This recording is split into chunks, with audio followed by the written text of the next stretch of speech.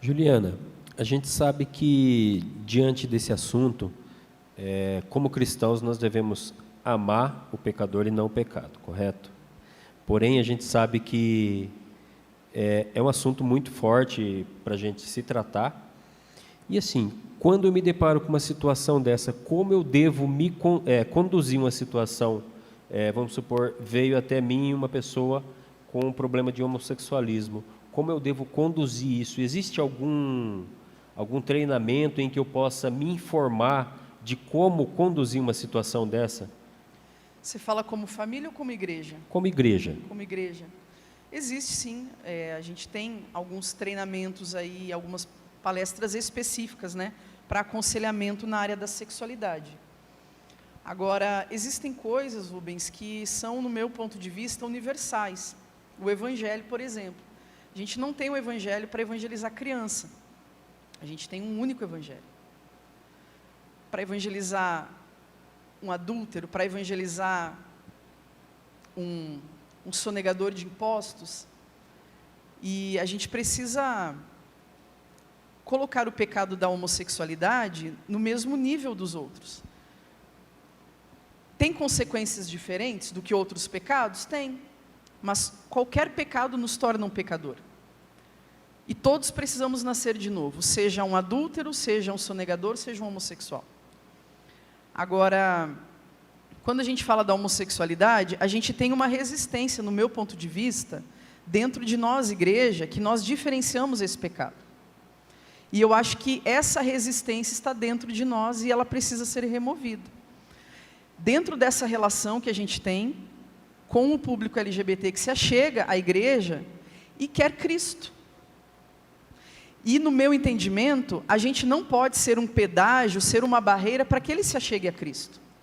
A gente não pode, no meu entendimento, e aqui eu não estou dizendo que eu estou certa, né, se a direção da liderança da igreja é outra, né, a gente fica com a liderança da igreja. Mas, no meu entendimento, a gente precisa permitir que as pessoas pertençam antes que elas mudem. Para mim é uma coisa simples. Porque não é o contrário, não é primeiro a mudança e depois se achegar a Cristo. É o relacionamento com Cristo que vai trazer a ela a consciência de que está no pecado. Não somos nós. A igreja que eu me converti, ela não falava de sexualidade e ela não fala. E ela nunca falou. E eu nunca precisei ouvir. Eu nunca tive um mentor em sexualidade, eu nunca tive um coach em sexualidade. Eu tive um pastor de uma igreja com 30 membros, que pregava sobre a salvação, sobre Jesus, sobre a graça, e que todas aquelas palavras entravam no meu coração e destruíam os sofismas que me trouxeram até aquela igreja, do qual eu estava sustentada. Então você não precisa falar de sexualidade, você precisa falar de Jesus. Porque a face a face com Jesus vai trazer a ele a convicção da própria mazela e do próprio pecado. Você entende? Então, o que eu vejo como nós, igreja, é não dificultar o relacionamento. Permita que ele pertença sem que ele acredite que ele é digno. Porque muitos entram aqui achando com a condenação sobre os seus ombros, porque o pecado, ele traz a condenação, se o cara acredita na Bíblia ou não acredita. É o salário do pecado, é a morte, a condenação. Então, existe um peso de condenação. Então, nós como igreja, muitas vezes, Rubens, nós temos uma obsessão em falar de pecado. E nós podemos gastar a mesma energia falando de Jesus, que é o que vai resolver. Entende? Então, afirmar aquilo que Satanás já faz muito bem, que é trazer condenação sobre a vida do outro, Deus não precisa e não conta conosco para isso. Então eu vejo que a gente erra um pouco nesse sentido, de dar muita ênfase ao pecado, de recitar versículos onde Deus isso, onde Deus acha isso, ok. Já está dentro dele também a convicção de que está no pecado. Mas qual é a boa notícia que você tem para me dar? A boa notícia não é pecado, a boa notícia se chama Jesus.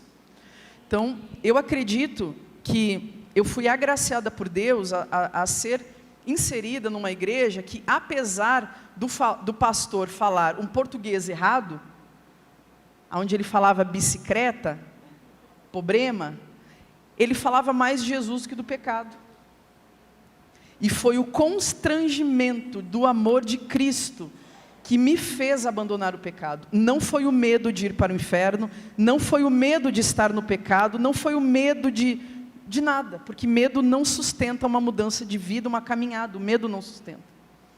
Agora, no momento que Deus me constrangeu em amor em Cristo, dentro de mim, eu tomei uma decisão de não honrar mais com o meu corpo, nem com a minha vida, tudo que desonrasse a Cristo. E para mim é a única coisa que funciona. Amém. Amém.